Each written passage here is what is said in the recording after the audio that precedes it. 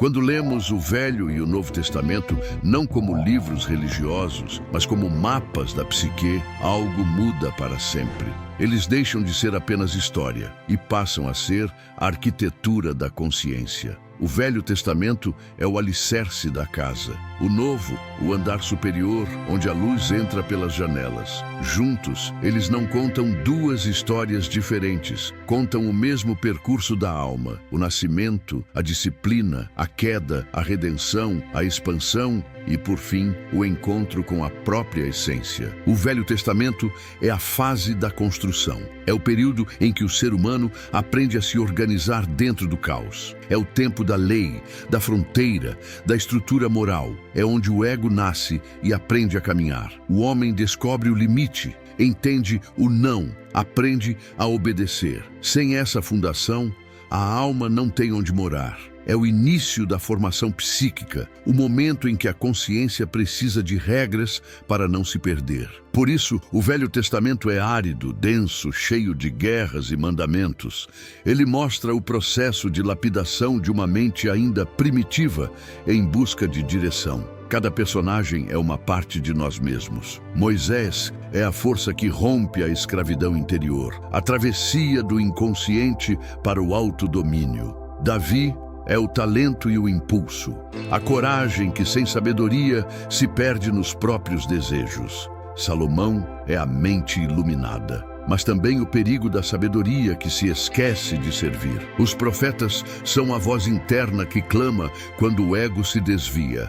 Volta ao eixo, volta à essência. E o templo, o grande símbolo, representa a estrutura do ser, a morada do sagrado dentro da matéria. O Velho Testamento é, portanto, o tempo do aprendizado estrutural. É o período em que a consciência cria forma, mas quando o ego acredita ser o fim, o templo vira prisão e a lei, tirania. É quando o ser humano, dominado pela própria mente, perde o sentido do espírito. E então surge o Novo Testamento. Ele não destrói o antigo, ele o cumpre. Se o velho constrói as paredes, o novo abre as janelas. Se o velho ensina o como viver, o novo revela o porquê viver. A voz divina, antes distante e projetada nos céus, agora fala de dentro.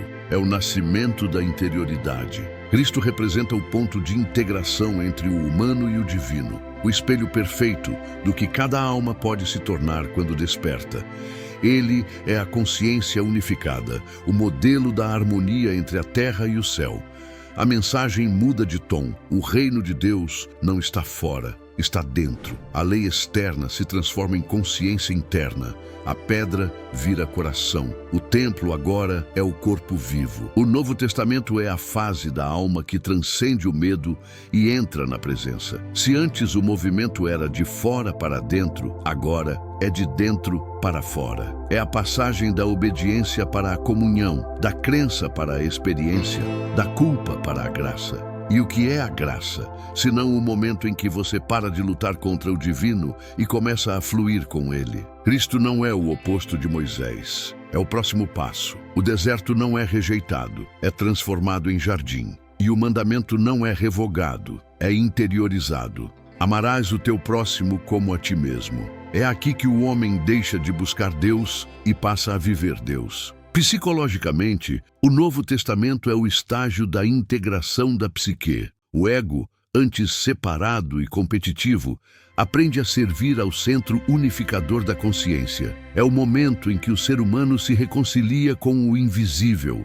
Ele para de se defender e começa a se expandir. Mas há um ponto que poucos percebem. O novo só existe porque o velho foi cumprido.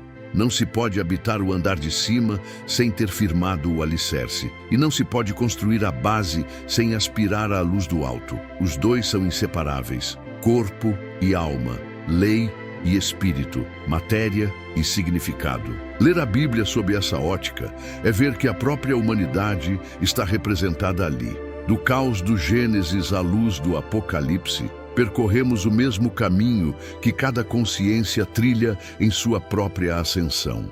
É a jornada da psicologia simbólica. A saída do Egito é a libertação das antigas formas de pensar. o despertar da consciência que deixa para trás o mundo das repetições e da inconsciência. O deserto é o período do silêncio interior, onde se aprende a ouvir a própria alma. A terra prometida é a mente pacificada, o estado em que o ser se alinha com o propósito e encontra repouso dentro de si. E o Calvário, a cruz e a ressurreição são os símbolos do nascimento da consciência superior dentro do humano comum, quando o eu limitado se dissolve para dar lugar ao eu verdadeiro. Então a pergunta: em qual testamento você está hoje? Está ainda construindo estruturas, aprendendo a disciplina, lutando contra o caos? Ou já começou a abrir as janelas do coração, deixando o Espírito soprar por dentro? Ambos são necessários, e um sem o outro é incompleto. O segredo é permitir que o velho se cumpra dentro do novo, e que o novo honre as lições do velho. Essa leitura da Bíblia é, no fundo, uma leitura de si mesmo. É o estudo da consciência humana através dos símbolos mais antigos da Terra. Cada versículo é uma célula da psique, cada personagem um estado mental, cada evento uma passagem interior. Quando você compreender isso, o texto deixa de ser dogma e vira ciência da alma. O Velho Testamento é a engenharia da psique. O Novo Testamento é a física quântica da consciência. E a Bíblia inteira é o laboratório onde o invisível se torna mensurável através da experiência. Por isso, toda vez que você abrir as Escrituras, não pergunte apenas o que aconteceu. Pergunte: o que isso representa dentro de mim? Porque o que está escrito fora é o reflexo do que acontece dentro. O Éden está na memória do coração. O deserto é o inconsciente que se abre quando a fé é testada. O Jordão é a travessia entre o antigo eu e o novo. E Jerusalém é a mente pacificada, onde o sagrado habita. Ler assim é transformar religião em autoconhecimento, fé em prática viva e a Bíblia em espelho. É fazer da palavra um instrumento de cura e de expansão da consciência. E, no fim, o que o Velho e o Novo Testamento revelam é que a história da humanidade é, na verdade, a história da própria mente tentando lembrar quem é. É a narrativa de um esquecimento e de um retorno, de uma consciência que, perdida entre as sombras do tempo, aprende, passo a passo, a voltar para casa. O Velho Testamento mostra o despertar da estrutura, o homem aprendendo a erguer fundamentos, a construir fronteiras, a ordenar o caos interior. É o tempo da força, da disciplina e da lapidação.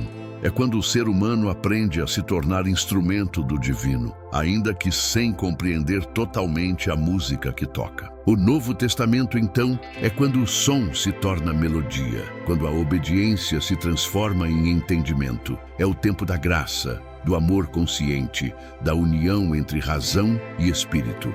A luz que antes vinha de fora, agora acende dentro.